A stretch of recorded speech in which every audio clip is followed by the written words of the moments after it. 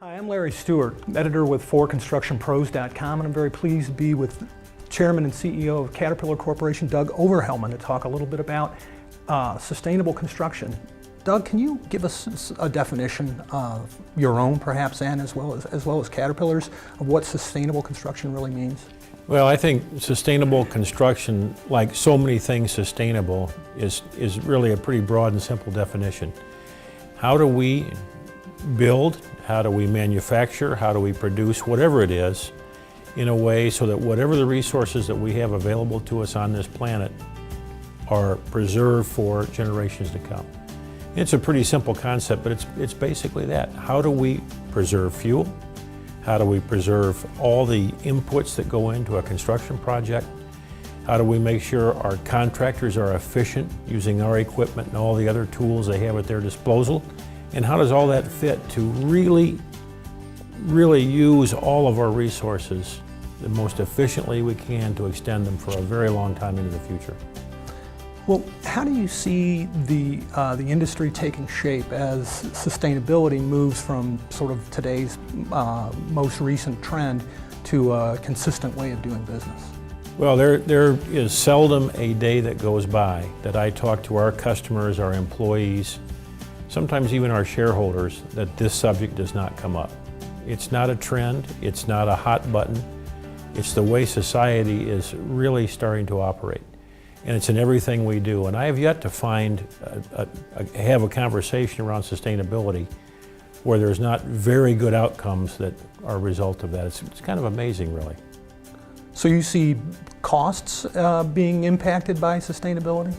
Yeah, we have a saying around here, and I believe it's absolutely true at Caterpillar, that there's not one sustainability project, one recycling project, one reuse project that's not good for sustainability and good for our shareholders. Because if you think about it, and you really do it right, somebody is saving cost, money, or resources through the process.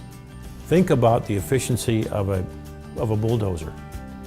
And if we can increase its efficiency a few percentage points, less fuel burn, less carbon dioxide emission, less operator wear and tear.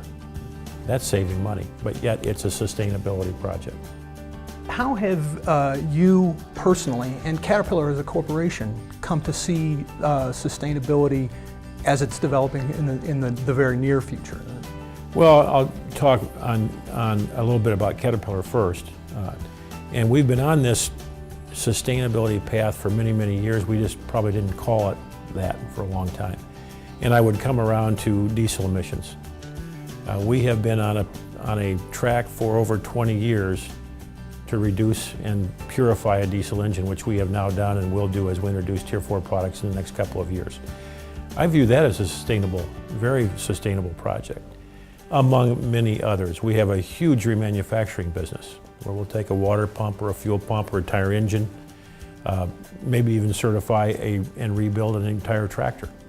Think about the impact on the planet, sustainability of that. On a personal note, it's really what I like to do. When I'm restoring a farm that I have, it's an old coal mine, and I'm trying to get to a zero erosion status on that. So I spend a lot of time about that. We put in a lot of habitat and wetlands, and I thoroughly enjoy that. So it's kind of my weekend hobby. But here at Caterpillar, it's really gaining momentum, I think, worldwide. And I think again, in 15 or 20 years, this concept of sustainability will be a pretty routine thing, and it's the way we live our life. Well, what's the most compelling reason that you can give contractors to develop sustainability practices beyond the ethical reasons that we all can understand? Well, I think that the philosophical and ethical reasons will be there forever. We don't need to talk about it. Everybody likes to do good. It's simply lower cost, in my opinion. And as we together find ways to reduce their cost through use, recycling, and manufacturing, that is sustainable practices, they're going to enjoy a better and lower cost of owning and operating Caterpillar equipment than hopefully somebody else's. And that's the discussion I like to have with customers whenever I can.